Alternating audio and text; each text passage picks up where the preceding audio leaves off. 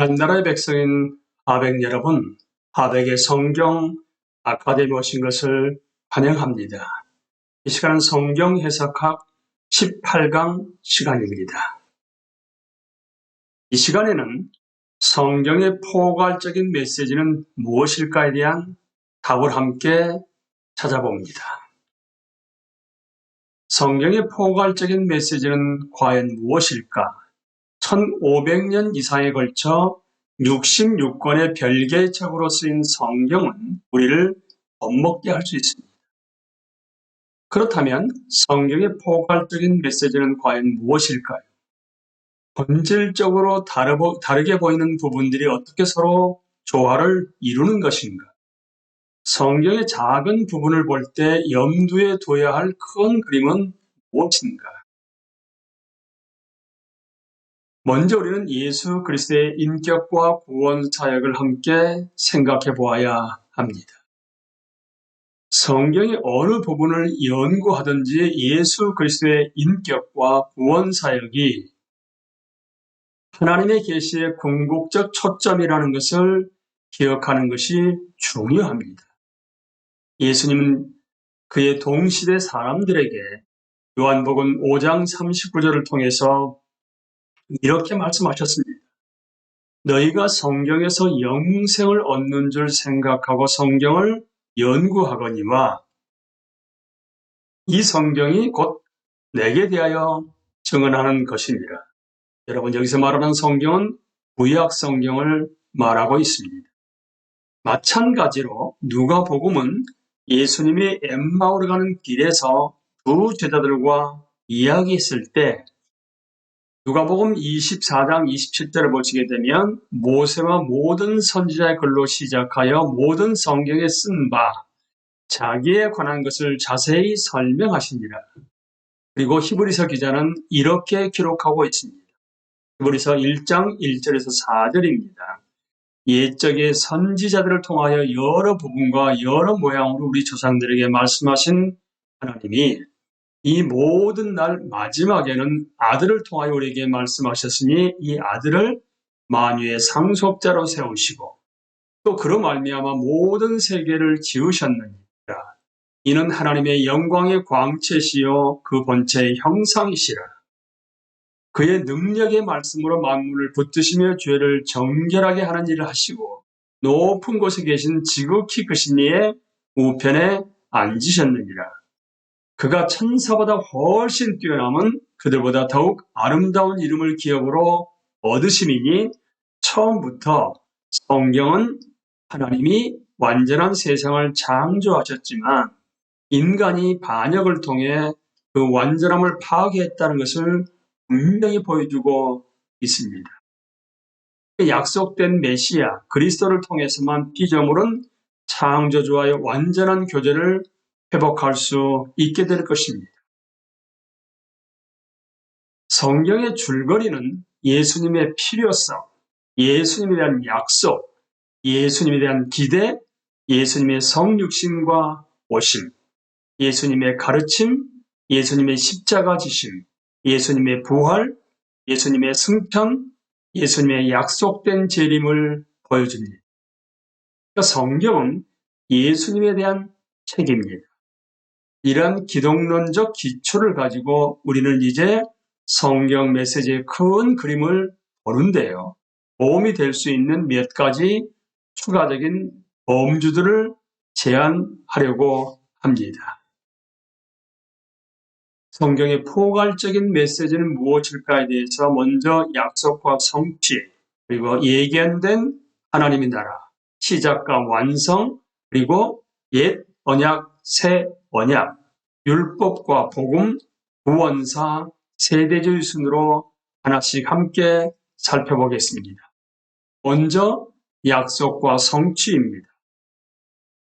산상수훈에서 예수님이 마태복음 5장 17절을 보시게 되면 내가 율법이나 선지자를 폐하려 온 줄로 생각하지 말라. 폐하려 온 것이 아니요 완전하게 하려 함이라 라고 말씀하셨습니다. 그러므로 성경에 대해 말할 때 예수님에 대한 기대와 약속, 그 구약에 대해서요, 그리고 성취, 예수님의 삶, 죽음, 그리고 부활에 대해 그 성취의 범주를 사용합니다. 우리는 비슷한 구절을 마태복음 11장 12절 13절에서 볼 수 있는데요. 이 구절에서 예수님은 구약의 예비적 특성과 메시아의 선구자인 세례 요한을 통해 오래 기다려온 약속이 성취되기 시작함을 분명하게 드러냅니다. 예수님은 이렇게 말씀하십니다. 마태복음 11장 12절 13절입니다. 세례 요한의 때부터 지금까지 천국은 침노를 당하나니 침노하는 자는 빼앗느니라. 모든 선지자와 율법이 예언한 것은 요한까지입니다. 베드로전서 1장 9절에서 12절은 약속과 성취라는 단어를 명백히 사용하고 있지는 않지만 동일한 개념을 가지고 있습니다. 사도 베드로는 로마에 있는 신자들에게 다음과 같이 쓰고 있습니다. 베드로전서 1장 9절에서 12절입니다. 믿음의 결국 곧 영혼의 구원을 받음이라.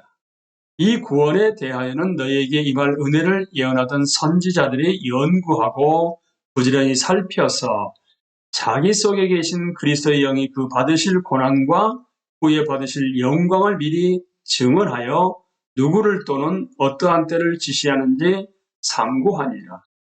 이 섬긴 바가 자기를 위한 것이 아니요 너희를 위한 것임이 계시로 알게 되었으니 이것은 하늘로부터 보내신 성령을 힘입어 복음을 전하는 자들로 이제 너에게 알린 것이요 천사들도 살펴보기를 원하는 것입니다.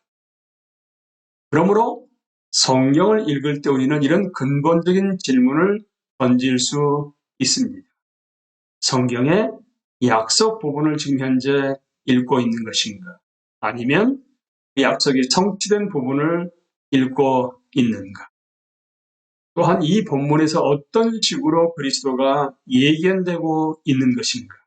아니면 그의 오심이 어떤 식으로 예견되고 있는 것인가라고 근본적인 질문을 던지면서 성경을 읽을 수 있습니다. 이제 이어서 예견된 하나님의 나라 시작과 완성입니다.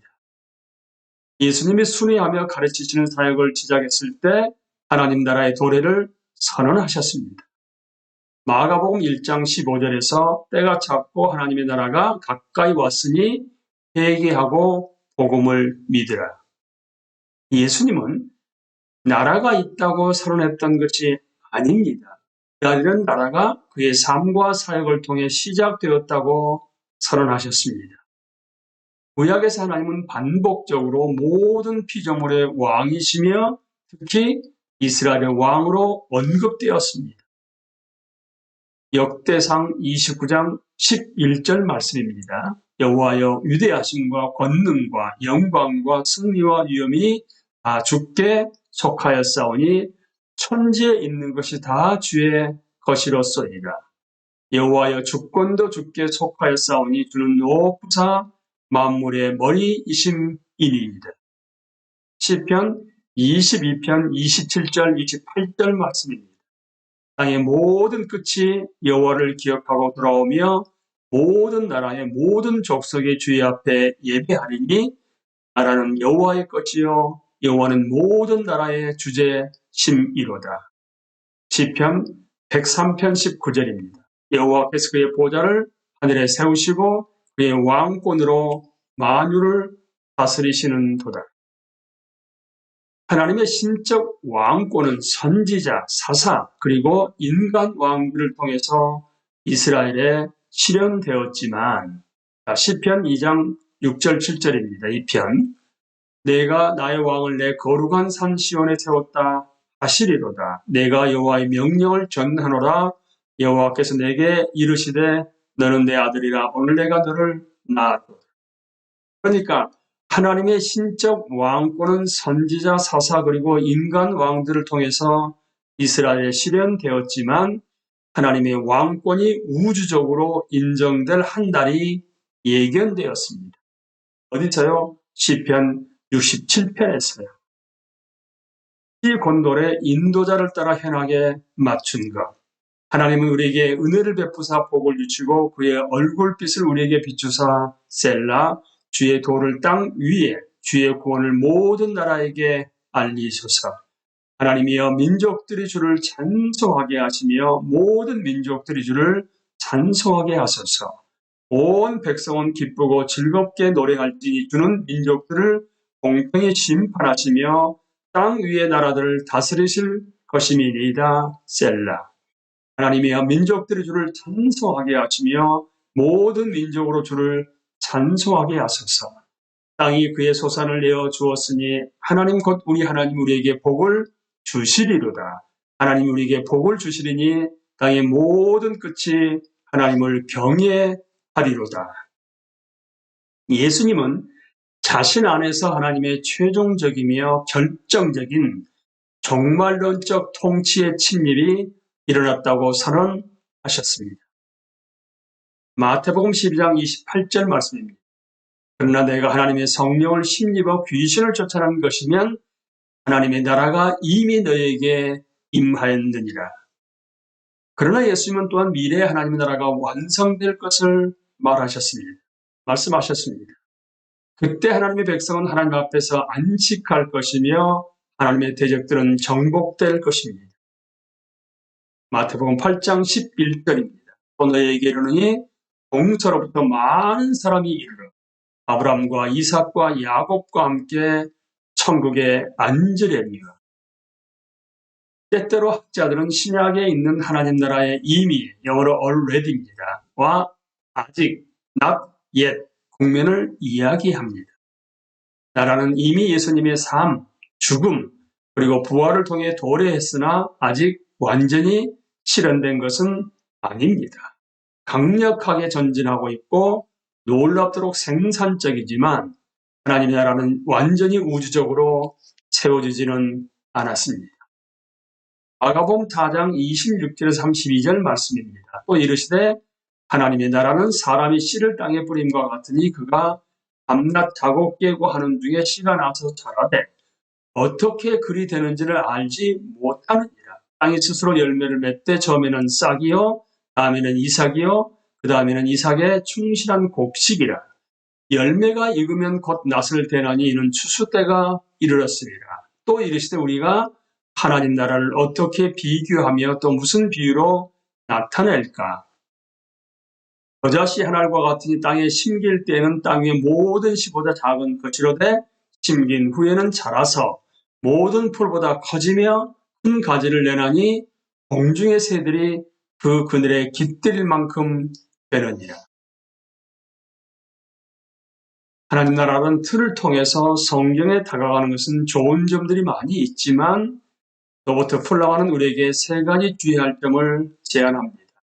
첫 번째, 하나님 나라에 집중함으로써 성경의 그리스도 중심적 특성을 놓칠 위험이 있다는 것입니다. 궁극적으로 예수 그리스도는 왕이시며 하나님 나라는 그 안에 존재합니다. 하나님 나라는 이 땅 위 그리스도에 대한 믿음과 순종이 있는 곳에서 전진합니다. 두 번째, 성경의 일부분을 하나님 나라에 대한 것으로 해석하려는 어떤 시도들은 상당히 독창적이긴 하지만 실제로 성경 본문이 명확히 언급하고 있는 범위를 벗어나는 시도들이 있습니다. 세 번째, 성경을 하나님 나라는 주제 아래 조직화하려다가 어떤 상세한 부분을 간과할 수도 있기 때문에 그 상세한 부분도 결코 간과해서는 안 되는 것입니다. 그렇게 되면 성경에 나타난 하나님 나라를 이렇게 표현해 볼 수도 있습니다. 여러분. 창세기 1, 2장이 하나님 나라의 원형이라 하게 되면 그 하나님 나라가 파괴된 것이 창세기 3장에 나옵니다. 그리고 창세기 12장 1절에 3절은 약속된 하나님 나라가 나오고요. 그리고 이어지는 창세기 12장에서부터 역대하까지 족장, 출애굽, 율법, 정복, 군주국에 이어지는 것은 부분적으로 하나님 나라를 보여주고 그리고 에스라에서 말라기까지 예언서들은 약속된 하나님 나라를 보여줍니다. 그리고 예수 그리스도가 오심으로 말미암아 현존하는 하나님의 나라, 복음서에 예수 그리스도의 탄생, 삶, 죽음 그리고 부활이 나와 있지요. 바로 현존하는 하나님 나라고요. 사도행전에서 요한계시록까지가 선포된 하나님 나라입니다. 그리고 요한복음 마지막 20장, 21장, 22장에 나오는 예수님의 재림으로 시작되는 완성된 나라. 이렇게 성경에 나타난 하나님의 나라를 구분해서 우리가 살펴볼 수가 있습니다. 이제 이어지는 언약과 옛 언약과 새 언약입니다. 그러니까 성경을 전체적으로 생각하는 또 다른 방법은 언약 개념을 사용하는 것인데요. 언약은 관련 당사자들의 관계와 그들의 기대의 근거를 규정하는 것이고요. 그러한 기대에 미치지 못할 때의 결과도 규정하고 있습니다. 성경적으로 하나님과 인간의 관계는 언약에서 발견됩니다.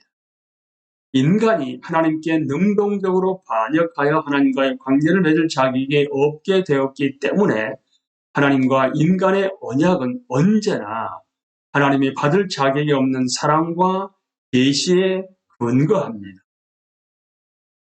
예레미야 31장 31절에 34절 말씀입니다. 여호와의 말씀이니라. 보라, 날이 이르니 내가 이스라엘 집과 유다 집의 새 언약을 맺으리라. 이 언약은 내가 그들의 조상들의 손을 잡고 애굽 땅에서 인도하여 내던 날에 맺은 것과 같이 아니할 것은 내가 그들의 남편이 되었어도 그들이 내 언약을 깨뜨렸습니다.